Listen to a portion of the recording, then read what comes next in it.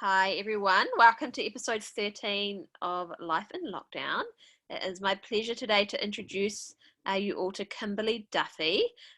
Kimberly's debut novel, A Mosaic of Wings, which is a historical fiction, just released from Bethany House last week. So her book baby, her first book baby, has gone out into the world, into the middle of this COVID-19 insanity.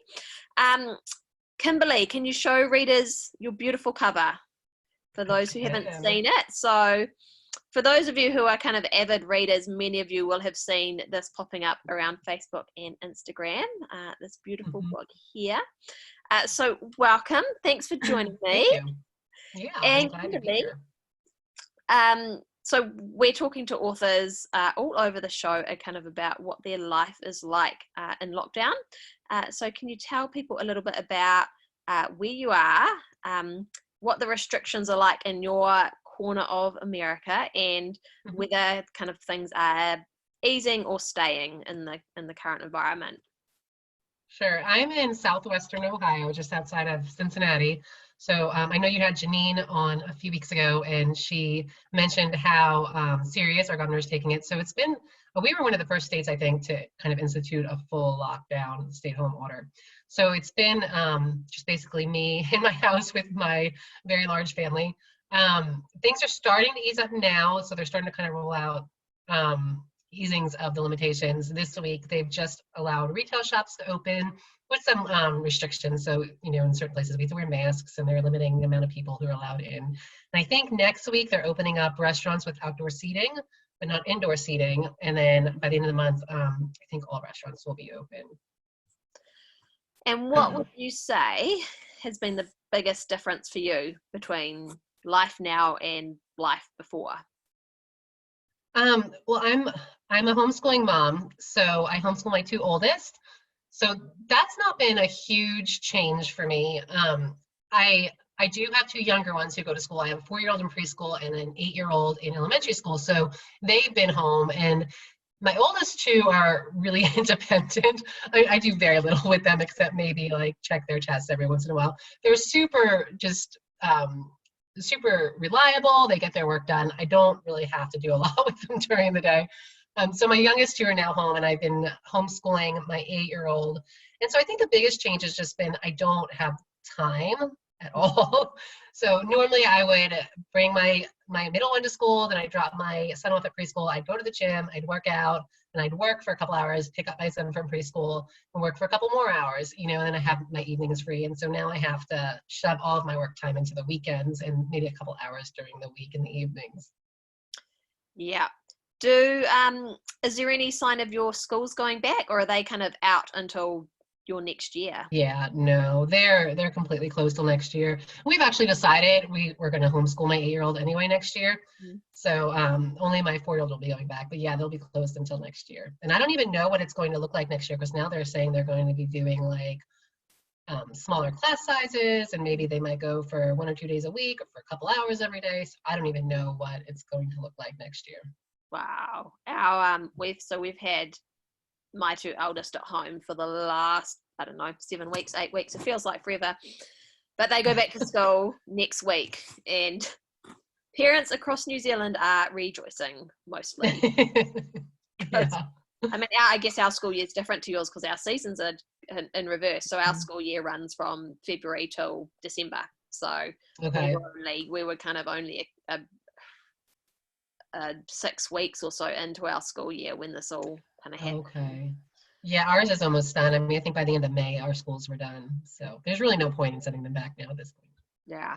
I'm not sure how our toddler's going to cope, because our 3-year-old is the world's biggest extrovert that you've ever met. He takes after his dad. So him having his older brother and sister home for the last 2 months almost has just been like, he's just lived for it. He's just had the best time. So once they go back to school next week, honestly, he's going to be so lost, the poor little guy. So he's gonna have some adjustment. Yeah. So talk to us a little bit about, because A Mosaic of Wings is your debut novel. So tell us a bit about your kind of journey to being contracted with Bethany House, and what it's been like, releasing your first book into a global crisis, shall we say. Yeah, I feel like I have a pretty typical story. I wanted to be a writer since I was about 6 or 7, and I've worked hard. I wrote a lot of stories growing up. I won some writing contests in my high school. I did the Christian Writers Guild for 2 years, and then I had a couple kids. I wrote a book, and then I had 2 kids while my husband was working full-time and in college full-time. So when I had those babies, I was like, I don't have time. I'm home all day by myself with these kids. So I didn't write for a couple of years. And then about a week after he graduated from college, he came home and he handed me my laptop and he said, all right, go write another book. I was like, what? Because I'd been home by myself for so long. I mean, he seriously would be home from like 10 at night to 6 in the morning. Wow. And the rest of the week he was gone. He was never home. So I was kind of like, okay, I guess I'll go to Panera and write another book. So I wrote a couple of contemporary romances. And then my heart's always been historical fiction. It's mainly what I read. I love historical fiction.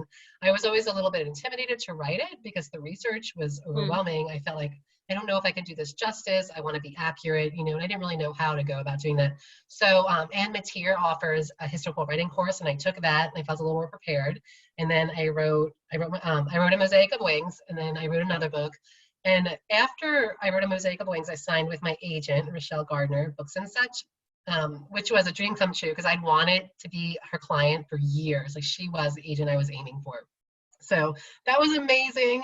And then it took a couple more years before I got the offer from Bethany House. I actually, I met my editor at Blue Ridge Christian Writers Conference, and she was interested in the book and I sent it to her, but it was about 2 more years before I got the contract. Wow.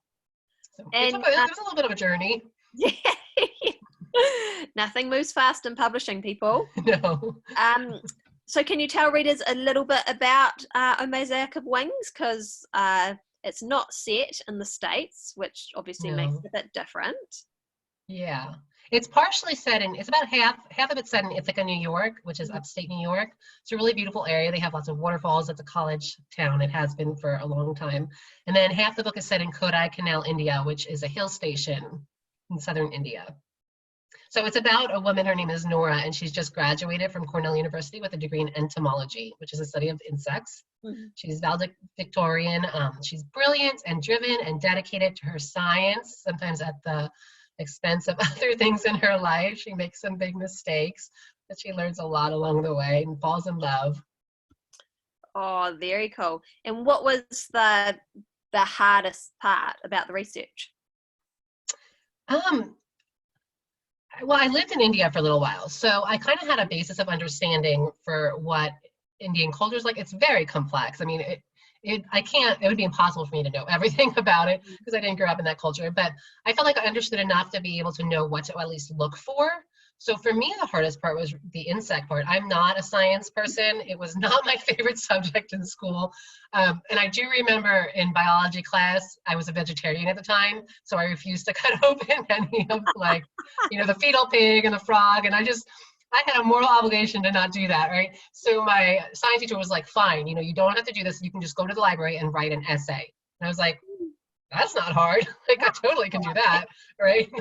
So, yeah, science is not my thing, and bugs they were not my thing at all, even butterflies. My kids laugh at me because we go to the butterfly show every year here in Cincinnati at the museum, and I hated it. I just hated it. I mean, there were butterflies everywhere, and they were just getting your hair, land on you, and it made me shudder, So I've gotten over that since writing this book. A lot of my perception about insects has changed. I don't know how I could do all this research and it not change, but I feel like that was the hardest part was I didn't know anything about it. I had my daughter who wanted to be an entomologist and still wants to be one, so she was actually a really big help. And then a friend of mine hooked me up with, I call him my bug guy. He studied butterflies in tropical Asia, so he was a huge help. So anything you see in this book that's scientific is not me, it's him. It's all him. So how did you end up with an entomologist heroine? My daughter Grania, who is now 13, she's wanted to be one entomologist since she was about 5 or 6 years old. And so when I told my family I was going to write a historical novel, I was like, what do you think I should write about? And she was like, Mom, you should write about a girl entomologist. There are no books about that. So Oh, I yeah, kind of was like, it's true. I guess they're orange. Why not? Yeah. And I did. I based Nora. She's based a lot on my daughter. And so, what's it been like releasing your first book baby into COVID-19 world? It's been interesting. Um, there's been a lot of disappointment. Just because I dreamt of this since I was a child. So I had definite plans for what it was going to look like. And I don't like when my plans are disrupted. Like I set out to sign with Michelle. I set out to get a Bethany House contract, you know? So I had this like timeline of what it was going to look like. And none of this fit that picture. Mm. So yeah, there's been a little bit of loss, but I see God's hand in this in the Christian publishing industry. I think is unlike any other industry. Mm. So supportive. People are just so supportive. Like my publishing house and other authors I know are so encouraging. I've developed really great relationships just because we're grieving together. So Mm. that's been really cool. And are you working on something right now? I am. I'm working on 2 books right now. I've just finished content edits for book 2, which is set in Calcutta in 1887, and I am about finished with my draft for book 3, which is set in Poon of 1897. Wow. Are they a series? Are they connected to each other or are they standalones? No, yeah, they're all standalones. The only thing they have in common is that they're all at least partially set in India. Ah, there you Although there will be a little bit of mention of Nora and Owen in book 3, but it's just kind of a blip. a passing. Yeah. Does book 2 have a title yet? It does have a title. I've only released it to newsletter subscribers. So Ooh. I did something fun. My friend Erica Vetch did something really fun with that title for me. So I'll be showing that on Facebook and Instagram sometime either later this week or next week. Ooh, very cool. And if people want to subscribe to your newsletter website, what's Yeah. your website? Yeah. I'm sorry, what was that? What is your website? Oh, it's KimberlyDuffy.com. I do Nice. have a newsletter. Easy. There we go. So, final 2 questions for you, which I ask every author that I talk to. What is keeping you sane right now, and what do you miss the most? Okay. What is keeping me sane? Voxer. I don't know if you guys are on that, but it's my connection to the outside world. My schedule has gotten so busy. I know there are a lot of people saying like, you know, they're picking up all these hobbies and doing a lot of baking and stuff because they have all this time. I have less time because all my kids are home now and I homeschool all of them. And my husband's grandmother lives with us, so she's not going to the senior center, so she's home, so I'm caring for her. So yeah, Voxer has definitely been my link to the outside world. I have a few groups of friends that I talk to. One in particular, we call it, we're the mastermind group, right? That's my mastermind group. So we talk, I mean, all day long, my phone is pinging. In fact, my daughter said the other day, I think you talk to your friends more than me. I don't. She's just being a dramatic teenager. But yeah, they're keeping me grounded and sane. And the other question was, what do I miss most? Yeah.